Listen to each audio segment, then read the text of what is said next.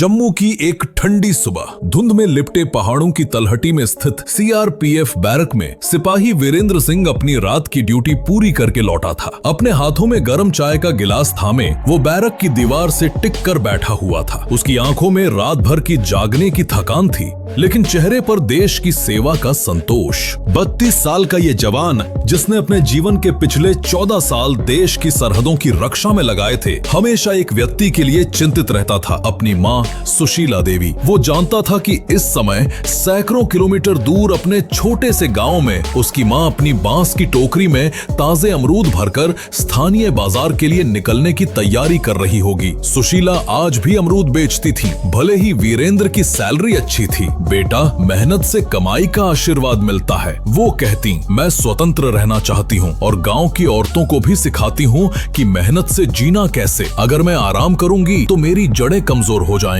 वीरेंद्र समझता था माँ की मेहनत उनकी ताकत थी और वो उसका सम्मान करता था। माँ, तुम्हारी हिम्मत मुझे आगे बढ़ाती है। सुशीला की आंखें नम हो जाती और वो कहती, बेटा, तू देश के लिए लड़, मैं अपनी लड़ाई लड़ती हूँ। ये रिश्ता सिर्फ माँ बेटे का नहीं था, ये मेहनत और गर्व का बंधन था। सुशीला देवी के खुरदरे हाथ और धूप से झुलसे चेहरे की हर लकीर एक कहानी कहती थी। एक ऐसी महिला की कहानी जिसने अपने बेटे के भविष्य के लिए अपना सब कुछ कुर्बान कर दिया था। जब वीरेंद्र केवल 12 साल का था, एक दुर्भाग्यपूर्ण दिन उसके पिता की अचानक मृत्यु हो गई थी। उस दिन से सुशीला ने न केवल माँ की भूमिका निभाई, बल्कि पिता की जिम्मेदारियां भी संभाली। स्कूल में जब दूसरे बच्चे नए जूते पहनकर और रंग बिरंगे बैग लेकर आते थे, वीरेंद्र अपने घिसे पिटे चप्पल में और किताबें पुराने कपड़े के थैले में रखकर जाता था। लेकिन सुशीला के अथाह प्रेम और निरंतर प्रोत्साहन ने कभी उसे हीन भावना महसूस नहीं होने दी। हर शाम जब वो अमरूद बेचकर घर लौटती तो मिले हुए पैसों को गिनकर एक हिस्सा वीरेंद्र की पढ़ाई के लिए अलग रख देती। पढ़ाई में मन लगा बेटा, वो रोज कहती। एक दिन तू बड़ा आदमी बनेगा और हम दोनों का नाम रोशन करेगा। वीरेंद्र ने अपनी माँ की हर बात को दिल में बसा लिया था। पढ़ाई में मेधावी और खेल में प्रतिभाशाली, वो हमेशा कक्षा में अव्वल आता था। लेकिन उसके मन में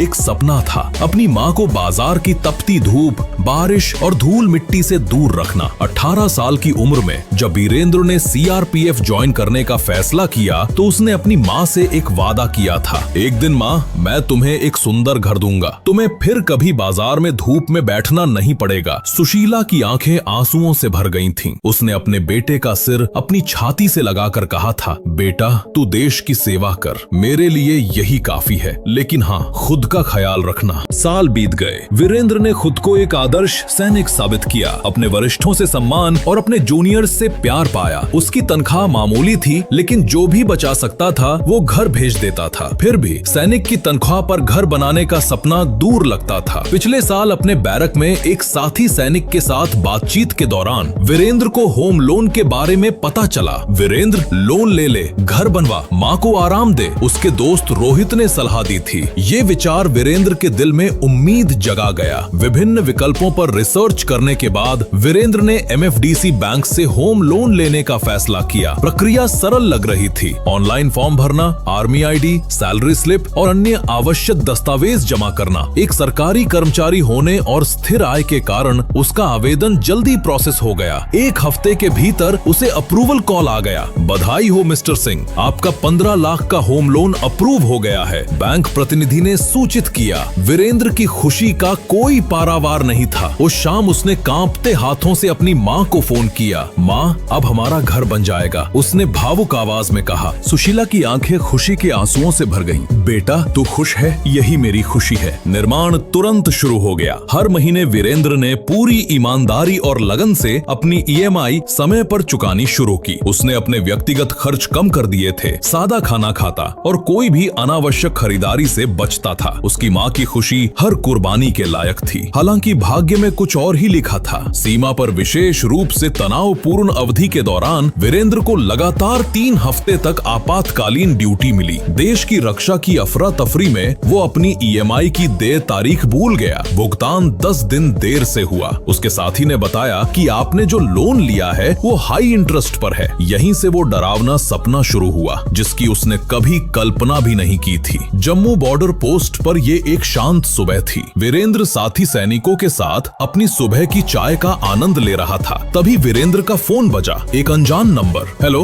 वीरेंद्र सिंह बोल रहा हूँ, उन्होंने शांत स्वर में कहा। दूसरी तरफ से एक तेज तीखी आवाज गूंजी। प्रिया वर्मा थी, रिकवरी एजेंट। तुम्हारा EMI बाकी है, अभी चुकाओ। उसका लहजा सख्त था। वीरेंद्र ने समझाया, मैडम पेमेंट हो चुकी है, रसीद चेक कर लीजिए। फिर उन्होंने सवाल उठाया, मैडम मेरा लोन अप्रूव होने के बाद आपने पेनल्टी क्यों लगाई, और मेरा लोन इतने हाई इंटरेस्ट रेट पर क्यों है? 15.85 लाख का लोन अब 16.23 लाख कैसे हो गया? अनुराधा का गुस्सा भड़क उठा। तुम जैसे गवार लोग ही बॉर्डर पर भेजे जाते हैं। पढ़े लिखे होते तो किसी अच्छी कंपनी में काम कर रहे होते। भिखारी जैसे लोन पर जी रहे हो। तुम्हारे जैसे सैनिकों के बच्चे विकलांग पैदा होते हैं और शहीद हो जाते हैं। उसकी बातें वीरेंद्र के सीने में तीर की तरह चुभी। उसने धमकी भरे लहजे में कहा, मुझे मत सिखाओ, हाई इंटरेस्ट रेट समझते हो, चुपचाप पैसे भरो। वीरेंद्र स्तब्ध रह गए। तुम्हारी माँ भी सड़क पर अमरूद बेचती है ना, वो भी तो कुछ नहीं। वीरेंद्र का खून खौल उठा।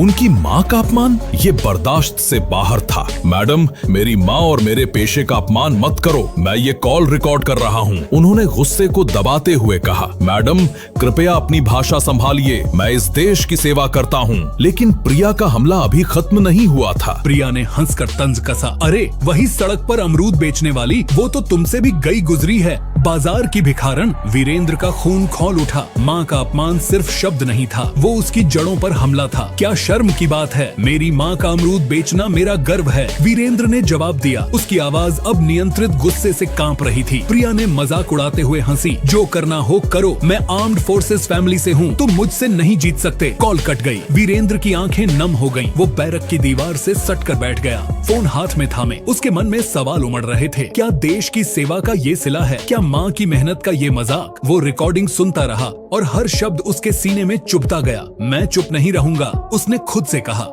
साथी सैनिक उसकी परेशानी देखकर उसके चारों ओर जमा हो गए। क्या हुआ वीरेंद्र? रोहित ने चिंतित होकर पूछा। कांपते हाथों से वीरेंद्र ने रिकॉर्डिंग बजाई। बैरक मौन हो गया। यह अपमान केवल व्यक्तिगत नहीं था, यह हर सैनिक का, हर माँ का अपमान था जिसने अपने बेटे के लिए बलिदान दिया था, हर व्यक्ति का जो गर्व के साथ देश की सेवा करता था। इसका जवाब मिलना चाहिए, रोहित ने गुस्से से कहा। यह हमारे पूरे समुदाय का अपमान है। उस रात वीरेंद्र सो नहीं सका। बार बार माँ की याद आती। वो टोकरी सजाती, बाजार में बैठती और शाम को थक कर घर लौटती। मैंने लोन माँ के लिए लिया था और ये अपमान, वो सोचता रहा। वीरेंद्र ने फैसला किया कि वो इस अपमान को दुनिया के सामने लाएगा। अगली सुबह को वो अपने फोन से एक वीडियो बनाया। बैरक के एक कोने में बैठकर उसने कैमरे की तरफ देखा और कहा, मैं वीरेंद्र सिंह CRPF जवान हूँ। मैंने घर बनाने के लिए MFDC बैंक से लोन लिया था, लेकिन कल एक रिकवरी एजेंट प्रिया वर्मा ने मुझे और मेरी माँ को अपमानित किया। सुनिए ये रिकॉर्डिंग।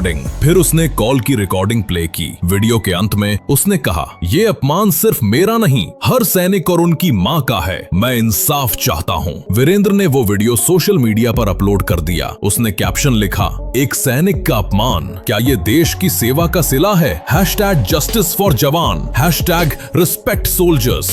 शुरुआत में वीडियो कुछ दोस्तों तक पहुंचा, लेकिन देखते ही देखते वो वायरल हो गया। लोग शेयर करने लगे, कमेंट्स की बाढ़ आ गई। ये शर्मनाक है, एक यूजर ने लिखा, हमारे जवान बॉर्डर पर जान देते हैं और ये अपमान। दूसरे ने कहा, #ट्रेंड करने लगे। दोपहर तक मीडिया ने इसे कवर कर लिया। न्यूज चैनलों पर ब्रेकिंग न्यूज चली, CRPF जवान का अपमान। वायरल वीडियो में रिकवरी एजेंट की शर्मनाक बातें। रिपोर्टर्स ने वीडियो प्ले किया, प्रिया के डायलॉग्स हाईलाइट किए। तुम जैसे गवार शहीद हो जाते हैं। ये शब्द हर टीवी स्क्रीन पर गूंजने लगे। गांव के बाजार में लोग सुशीला देवी के अमरूद के स्टॉल के चारों ओर जमा होने लगे। सुशीला अम्मा, आपका सम्मान हमारा सम्मान है। अगली सुबह वीरेंद्र ने छुट्टी ली और जम्मू से दिल्ली की यात्रा की। वो अपने फोन में रिकॉर्डिंग सेव करके और अपनी आंखों में दृढ़ संकल्प लेकर MFDC बैंक ब्रांच पहुंचा। उसकी वर्दी यात्रा से धूल भरी थी, लेकिन उसका संकल्प बिल्कुल साफ था। रिसेप्शन पर उसने मैनेजर से मिलने का अनुरोध किया। मेरे पास लोन रिकवरी उत्पीड़न की गंभीर शिकायत है। आपके एक प्रतिनिधि ने मुझे और मेरी माँ का अपमान किया है, उसने समझाया। मैनेजर, एक मोटा सा आदमी जिसके चेहरे पर कृत्रिम विनम्र मुस्कान थी, ने कम दिलचस्पी के साथ रिकॉर्डिंग सुनी। उसका जवाब ठंडा और उदासीन था। देखिए, वो हमारी कर्मचारी नहीं है, ये एक थर्ड पार्टी एजेंसी है। हम क्या कर सकते हैं? आप अपनी EMI समय पर दें और सब कुछ ठीक हो जाएगा। वीरेंद्र का धैर्य जवाब दे रहा था, सर, ये मेरे पेशे और मेरी माँ का अपमान है, मुझे समाधान चाहिए। मैनेजर ने लापरवाही से कंधे उचकाए। ऐसी चीजें होती रहती हैं, आप चाहे तो ऑनलाइन शिकायत दर्ज कर सकते हैं। पास में बैठे दो बैंक कर्मचारियों ने एक दूसरे को देखा और हल्का सा मुस्कुराए। वीरेंद्र को फिर से अपमानित महसूस हुआ। मैं इस देश की रक्षा करता हूँ और आप मेरी शिकायत भी नहीं सुनेंगे। मैनेजर अब चिढ़ गया था, तेजी से जवाब दिया, अनावश्यक नाटक मत कीजिए, हमारी पॉलिसी है। वीरेंद्र का दिल टूट गया। वो बैंक से बाहर निकला, लेकिन उसका मन बना हुआ था, मैं हार नहीं मानूंगा, मैं अपनी माँ का सम्मान और अपने पेशे की इज्जत वापस लाऊंगा। कहानी ने पूरे राष्ट्र की नसों को छू लिया था। सोशल मीडिया प्रभावशालियों से लेकर आम नागरिकों तक। वीरेंद्र ने दिल्ली में DM ऑफिस का रुख किया। वीडियो वायरल होने से उसे हिम्मत मिली थी, लेकिन वो जानता था कि इंसाफ के लिए सिस्टम से लड़ना होगा। DM ऑफिस में उसने अपनी वर्दी में खड़े होकर कहा, मैं वीरेंद्र सिंह, CRPF जवान, मेरी माँ और मेरे पेशे का अपमान हुआ है। मैंने ये वीडियो डाला था जो वायरल हो गया, मैं इंसाफ चाहता हूँ। उसने रिकॉर्डिंग और वीडियो दिखाया। DM, एक सख्त लेकिन निष्पक्ष अधिकारी, ने ध्यान से सुना। ये गंभीर मामला है, उन्होंने कहा, हम जांच शुरू करेंगे। DM ने तुरंत पुलिस और बैंक से संपर्क किया। वीरेंद्र को राहत मिली, कम से कम उसकी बात सुनी गई। DM ने कहा, आपने वीडियो डालकर सही किया, ये मामला अब देश का है। जांच शुरू हुई। पता चला कि प्रिया थर्ड पार्टी रिकवरी एजेंसी की थी, जो कई लोगों को डराकर पैसे वसूलती थी। न्यूज चैनलों ने इसे और जोर शोर से कवर किया। डिबेट्स हुए, सैनिक का अपमान,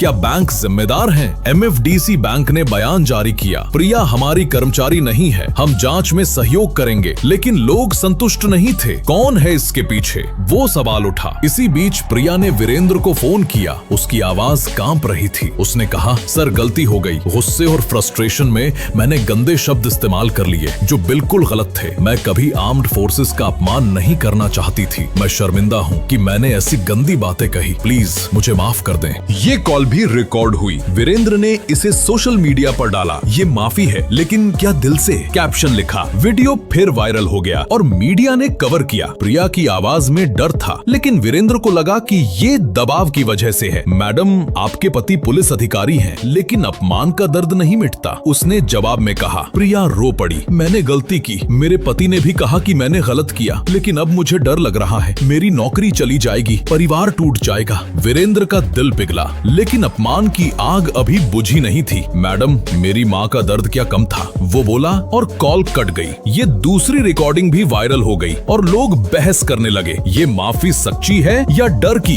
जांच में प्रिया का बैकग्राउंड सामने आया। वो एक मध्यम वर्ग परिवार से थी, लेकिन उसके पति एक सीनियर पुलिस अधिकारी थे जो उसे कवर करते थे। इस वजह से वो बेफिक्र होकर लोगों से बदतमीजी करती थी। मेरे पति पुलिस में हैं, मुझे कोई छू नहीं सकता, उसके पुराने कॉल्स में वो कहती थी। वीरेंद्र को लगा कि ये वजह है कि वो इतनी अकड़ दिखा रही थी। क्या मैं कुछ कर पाऊंगा? उसके कनेक्शंस मजबूत हैं, वो सोचता। लेकिन मीडिया और सोशल मीडिया का दबाव इतना बढ़ा कि पुलिस को कार्रवाई करनी पड़ी। प्रिया पर अपमानजनक भाषा और धमकी का केस दर्ज हुआ। वो थाने में पेश हुई और उसका चेहरा शर्म से झुका था। मैंने सोचा नहीं था कि एक कॉल इतना बड़ा तूफान ला देगी, वो बोली। वीरेंद्र ने उसे देखा और कहा, मैडम, आपके कनेक्शंस कितने भी मजबूत हों, अपमान की आग बड़ी होती है। मेरी माँ की मेहनत का मजाक नहीं उड़ाना चाहिए था। प्रिया ने सिर झुकाकर माफी मांगी, लेकिन वीरेंद्र जानता था कि उसके पति के कनेक्शन की वजह से सजा मिलना मुश्किल था। फिर भी वीडियो के दबाव से एजेंसी ने उसे निकाल दिया और बैंक ने कनेक्शन तोड़ दिया। कनेक्शंस कितने मजबूत हों, सच की जीत होती है, वीरेंद्र ने सोचा। उसकी आंखें भर आईं जब उसे लगा कि माँ की मेहनत की इज्जत वापस मिल गई। माँ, तुम्हारी वजह से मैं लड़ा, वो सोचता और दिल में एक सुकून सा फैल जाता। MFTC बैंक ने माफी मांगी और वीरेंद्र का लोन सेटल किया। एजेंसी का कॉन्ट्रैक्ट खत्म हो गया। सुशीला खुश थी। बेटा, तुम्हारी हिम्मत ने सब बदल दिया, उन्होंने कहा।